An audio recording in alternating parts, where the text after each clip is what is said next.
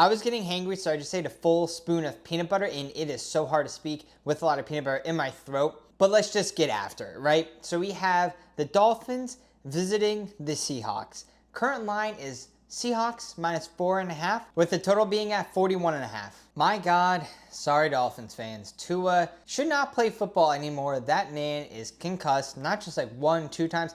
He got concussed 3 times. There should be a 3 strikes. Hey, bud, you're out of here. Pause. I get it. You're really good, but you're the perfect quarterback for the offense. But something just has to give. Like, it's kind of time. Probably should hang up the cleats. He said, I'm not hanging up the cleats. Not like that. But he said something along those lines. But they just had a total collapse Thursday night. I don't know if it's because Josh Allen has the Dolphins number, but the Dolphins just did not look good whatsoever coming out of that. So I don't know what to make about the Dolphins whatsoever. They could be a fine team. I don't think they were that great. Their defense looked horrible as well, but is that just because you're playing Josh Allen? I have no idea. Thinking about the Seahawks, they also looked bad. The Seahawks, they also kind of stink. I don't know if it's just because, hey, playing the Patriots going to kind of almost turn into playing the Steelers, where their defense is going to drag you through the mud. I mean, Christian Gonzalez, for instance, was covering DK Metcalf the entire game, and DK Metcalf didn't get really anything yet. He had a great stat line, but that's because he had that long bomb catch and touchdown where it's just like it was in no man's land, total broken coverage. So that's where actually a lot of his yards came from for his touchdown. So DK Metcalf kind of got shut down by Gonzalez a little bit, and DK Metcalf is one of the best wide receivers in the entire NFL. It was also a weird game that they just played in because I looked up and I was like, all right, I got this cover. I got Seattle at -3.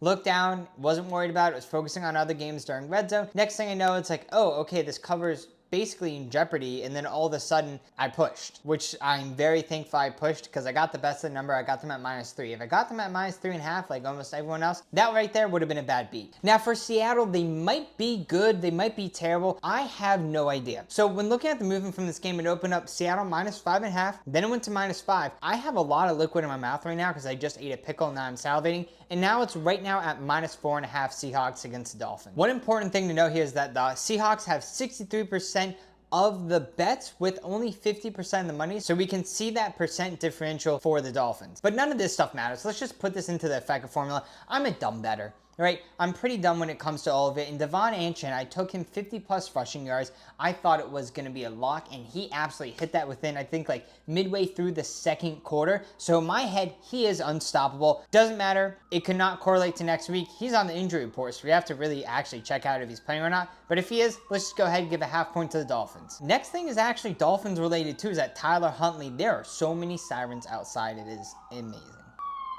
The next thing is that they just signed Tyler Huntley off the practice squad, and something about him being at Baltimore, being in those purple colors, but now going to be in this, like, I guess you would call the Dolphins turquoise. I don't really know exactly colors that well. Roy Jabiv is not part of turquoise. So I think he's just going to look good in a Dolphins uniform, and I always understand that Tua was the best for this offensive play scheme. Hike the ball, get it out fast. But with that being said, I always wonder, like, why don't they have really fast receivers. Why don't they just have a really fast quarterback to just run around anyway? So that being said, I'm going to give a half point over to the Dolphins. This is the most important aspect, is that I'm going to be in Atlantic City this weekend with one of my friends, and he just ran a marathon, screwed up his foot a little bit. It's actually black and blue, so he's going to be walking around a casino with a cane at the ripe age of 26. So that being said, I'm not going to say it's funny. It's going to be an amazing sight just to watch him walk around the blackjack table, sit down, then go over to the craps table with his cane, or even just take a bathroom break with the cane. So with that being said, he is a massive Dolphins fan. I think he's just going to bring all the good luck, all the good karma with him. Although, yeah, sure, did he injure his foot? He finished that marathon, and guess what? You didn't finish a marathon unless you're in the DC metro area, and you are one of those people who did finish the marathon. So that being said, I'm actually going to go ahead and give a half point over to the Dolphins. At the end of the day, I am putting this at Dolphins +3. I think I'm going to have to take the Dolphins in this spot. As bad as they looked against Buffalo, I'm going to back Dolphins in this spot.